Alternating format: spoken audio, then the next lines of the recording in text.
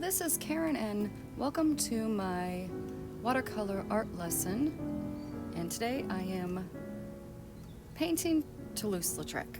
And so I want to talk a little bit about Toulouse-Letrec while I'm talking about what I'm going to do. Right now, first on my paper, I'm laying down a graph. I think it's 1.5 inch spaces, and it doesn't really matter what the spacing is with your graph. Just make it the same on the picture that you are drawing. So I'm laying that out, and I'm going to draw Toulouse-Lautrec. So a lot of people are familiar with Toulouse-Lautrec, the artist that did the posters for Moulin Rouge in France in the late 1800s.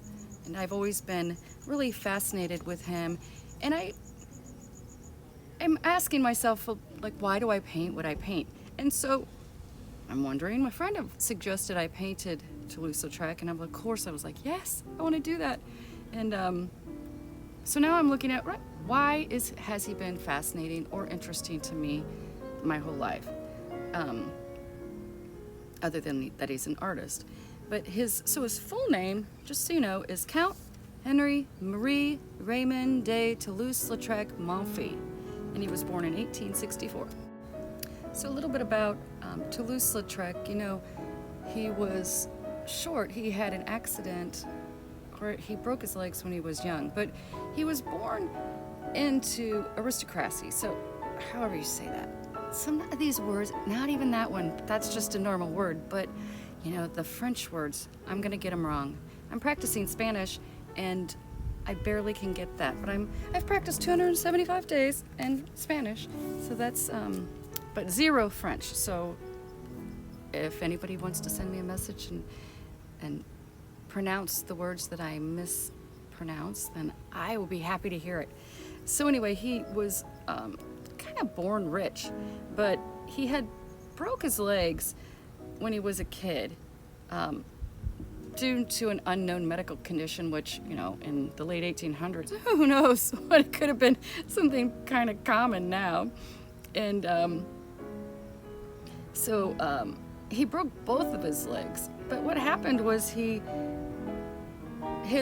bottom part of his body kind of stopped growing and the top part of his body was growing. So the top part of his body was more he wasn't in proportion, which is funny for an artist. Well, not funny for an artist, but funny being an artist when all he did was probably draw proportion.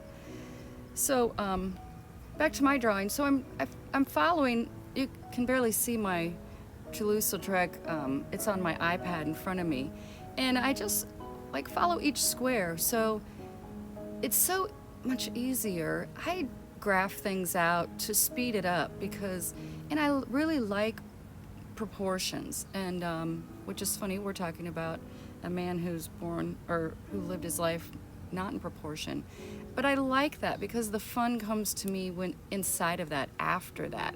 So, and don't be afraid to use the eraser. I like these stick erasers, that pink one. So if you follow like inside each little square, you can kind of use those squares as anchors, checking points.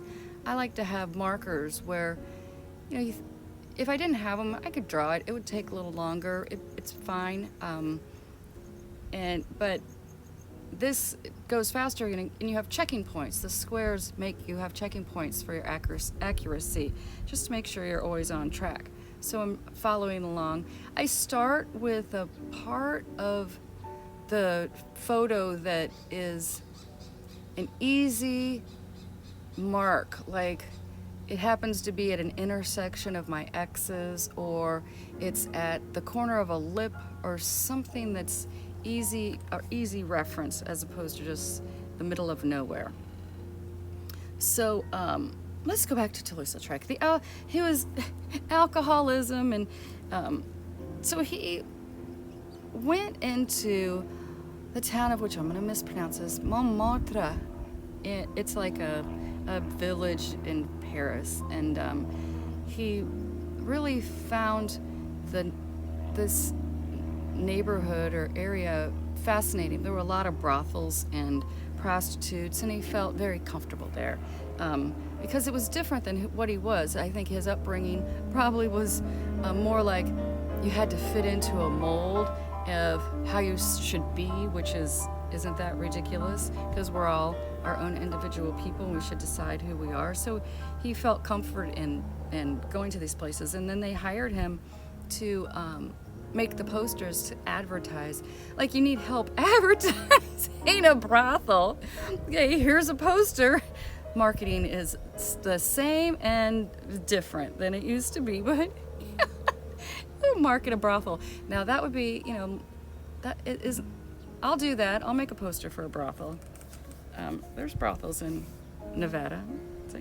So anyway, he got work there. So he would sit at, like, Moulin Rouge is a place he went to, and he would sit there and just have, he obviously, like me, liked to draw people. So it's, fun to sit around and be around the people. And I think when you talk to the people or get to know them, like we are getting to know Toulouse-Lautrec here, when you get to know them, you can put more of your heart and soul into drawing them and painting them. So I want to talk a minute about what I'm drawing. I draw in, so the outline of the shape, so the outline of the nose, but I also draw in all of the shadows. So I break the photo down in my mind as not as a nose or lips, but as a bunch of shapes. And then I kind of go in and draw each shape. So if it's a dark shadow, I outline that shadow, and I make the whole drawing a bunch of different shapes come together. And noses are always weird. Noses are weird. Everybody's is different. Even when you think they're the same and you go and paint or draw them, they are all different. Actually, I'm drawing the mouth right now. It looks like his mouth in this drawing is quite vibrant, even though it's a black and white drawing. And you can use a black and white drawing and add the color in. And we'll talk about that more in the next segment where I lay the color in. But so look carefully when you're, and don't be afraid to erase. Look, I just erased the whole lip. Something might have been off. So if something, like, you get to the other side and you're like, wait, something's just off, then don't be afraid to erase it and start all over. That's why I use watercolor paper, so that it's all super thick and easy to erase, and the paper doesn't tear up, and the water absorbs fine into the paper. So look at each shape and take your time and draw every little shape of the lip and the mouth, the lips, the mouth, and the nose, and draw in the highlights. Like, if a highlight looks like a shape, draw that shape in. So back to our curiosity about Toulouse-Lautrec. So he was, his brother died when they were young, and his parents separated when he was young too. So he decided that he would, at age 8, move in with his mom in Paris because his mom was worried about his health, which I'm sure at that time he had a lot of pains that couldn't be handled. Well, they were handled with crazy pain medication, but she wanted to make sure he was okay. And so so it just kind of like Frida Kahlo, he was not feeling well, so he drew pictures. He didn't have the laptop to be obsessed with, so he drew pictures, and they noticed that he was really good. So his early paintings are horses. He drew a lot of horses. You can look that up, Google. And the circus, which I'm fascinated with the circus too. I love it. I want to do some more circus paintings. If anybody would like that, just raise their hand and give me a yeah. Do more circus paintings. And so he would draw, and they would encourage his drawing, but his dad didn't really want him to be an artist. Of course, he probably wanted him to be a doctor or a lawyer or something like they want you to be, instead of who you actually are, which you should just be who you are, because you're way better at it. You're way better at who you are than who other people think you are.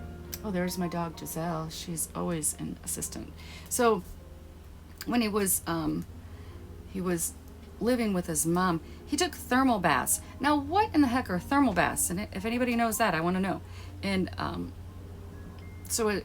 he was growing up in Paris before he grew up and then moved on into drawing people at the brothels. So he's living with his mom, and you know why he had his health problems? Congenital health conditions, they call it. So it's because of inbreeding. So his parents were first cousins, and then, so actually, let's look at the bright side of things. They were first cousins, they had him, but he became a super famous and is still famous artist because he had to draw pictures because he didn't want to walk around and he felt like an outcast. So just take whatever, the universe deals you and go with it because it's exactly who you are. And so his mother had high ambitions for him, and just like a lot of mothers do. And so she thought that their family influence might help him get into this Bonat, I guess it's called Bonat, to study art. And so he went, where he studied was in the heart of Montmartre, and that's how he met all these people and met the people at the brothels, and he met Van Gogh. And so he was so it says his friends paid for a prostitute for him. So he met this prostitute, and it was his first painting of a prostitute. I guess you have sex with a prostitute and then you just want to paint prostitutes the rest of your life. Well, anyway, the name of the painting is called, get a load of this, La Toilette, 1889. Look it up. There she is. This is a little bit of a redhead.